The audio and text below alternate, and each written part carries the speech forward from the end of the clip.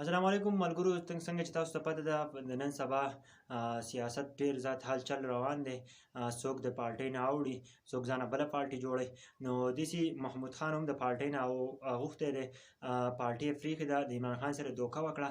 لیکن بل طرف ته د سوات عوام ریاکشن تاسو وینئ، د هغه غوسه تاسو وینئ. تاسو راځئ ویډیو راسره مکمل وګورئ. آیا د عوامو څه ریاکشن دی، عوام د محمود خان په باره کې څه وایي، او د محمود خان په سوات کې څه کړي دي، او دې څه بزنس هلته دی. ویډیو مکمل وګورئ، بیا به خپلې خبرې کوم. جوه شرط کې محمود خان دوباره سوات ته راشي، وټ په وله ورکوي که نه، استقبال به کوئ که نه؟ خدای که وله ورکړمه، تا خو لدړ دي راغلي وو ولاړو. تاسو خو به اول دغه ناره کوله چې مطلب وټ د عمران خان او وټ د محمود خان. اوس به څه وایې؟ محمود خان خو هم لاړو. نن هغه سړي لارې دوه کړې، نن هغه سړي د عمران خان نه لاړو. تاسو په خیال عمران خان به دوباره راشي په حکومت کې؟ انشاءالله. ته د هغه سره داسې ولاړ وې چې ته بچي په شان هغه په تا دونه اعتبار وکړو، تا دونه بې غیرته یې. محمود خان خو سافټویر نه و اپډیټ شوی، هغه د خو چا سافټویر نه دی اپډیټ کړی.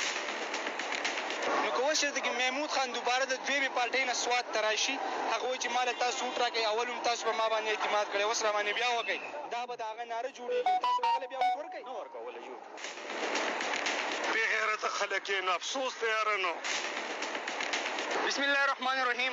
ویډیو مو کتله ویډیو مو کتله. خوږو پښتنو، دا هغه خلک دی چې خپل ځان مخکې کړي په موږ باندې، او بیا ځان په ځمکې هر څه واخلي او ځان پوره کړي، لیکن د عوام بیا خیال نه ساتي که دا نواز شریف دی او که بل دی او که بل دی. تاسو ته پته دی محمود خان په سوات کې دا نه ډېره زیاته ځمکه اخیستې ده، ځان یې پوره کړو، بیا د عمران خان سره دوکه وکړه، د عمران خان نه څه شو واوښتو.